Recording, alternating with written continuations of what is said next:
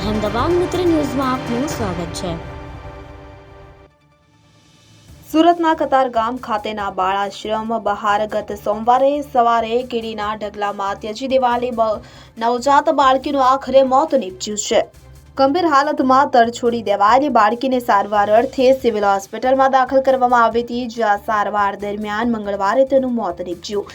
કતારગામ પોલીસે તપાસ કરતા મહારાષ્ટ્રની 16 વર્ષીય કિશોરી કુંવારી માતા બનતા બાળકીને ત્યજી દેવામાં આવી હોવાનું જાણવા મળ્યું છે। તો કતારગામ મહાજન અનાથ બાળાશ્રમ બહાર સોમવારે વહેલી સવારે કોઈ નિષ્ઠુર જનિતા પોતાનું પાપ છુપાવવા માટે નવજાત બાળકીને તડછોડી જતી રહી હતી। સવારે એક રાહદારીની નજર પડતા લપેટીને કીડીના ઢગલા વચ્ચે પડેલી અને કીડી કરડતી હોવાથી રડી રહેલી બાળકી પર નજર પડી અને રાહદારી 108ને જાણ કરતા બાળકીને તાત્કાલિક સારવાર અર્થે નવી હોસ્પિટલમાં ખસેડવામાં આવી કે જ્યાં તેને આઈસીયુ વોર્ડમાં દાખલ કરી સારવાર શરૂ કરવામાં આવી હતી। ટૂંકી સારવાર બાદ બાળકીનું આખરી મોત નીપજ્યું। બનાવની જાણ થતાં જ કતારગામ પોલીસ સિવિલ હોસ્પિટલ ખાતે દોડી આવી તેને તપાસ શરૂ કરી હતી। પોલીસે અજાણી મહિલા સામે ગુનો નોંધી તેની શોધખોળ શરૂ કરી હતી। ત્યારબાદ એક રિક્ષાના આધારે કતારગામ પોલીસ આરોપીઓ સુધી પહોંચી હતી અને હાલ આરોપીઓની પૂછપરછ કરવામાં આવી રહી છે।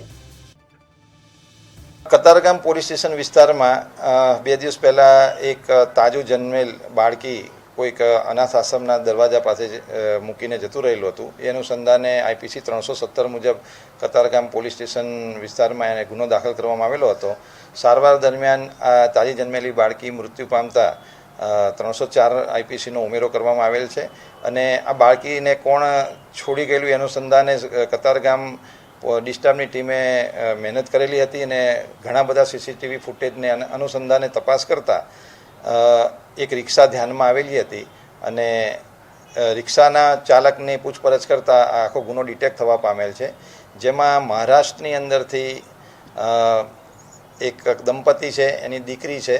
એની દીકરીને મેરેજ થયેલા નથી, પરંતુ એની પ્રેગ્નન્સી રહેલી હોવાથી આ દંપતી સુરત શહેર ખાતે એ છોકરીની ડિલિવરી કરવા માટે અહીંયા આવેલા હતા અને ડિલિવરી એક પ્રાઇવેટ નર્સિંગમાં કરાવ્યા બાદ છોકરીના જન્મ થયા પછી એક રિક્ષાવાળાને હાયર કરી અને એને અનાથ આશ્રમના દરવાજા પાસે આ લોકોએ મૂકેલા હતા।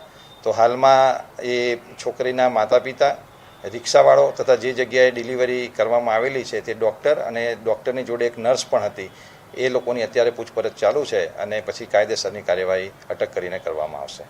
અહેમદાબાદ મિત્ર ન્યૂઝની યુટ્યુબ ચેનલને સબસ્ક્રાઇબ કરો અને બેલ આઇકોન જરૂરથી દબાવો, જેથી દરેક મહત્ત્વના વિડીયોની નોટિફિકેશન તમને મળતી રહે।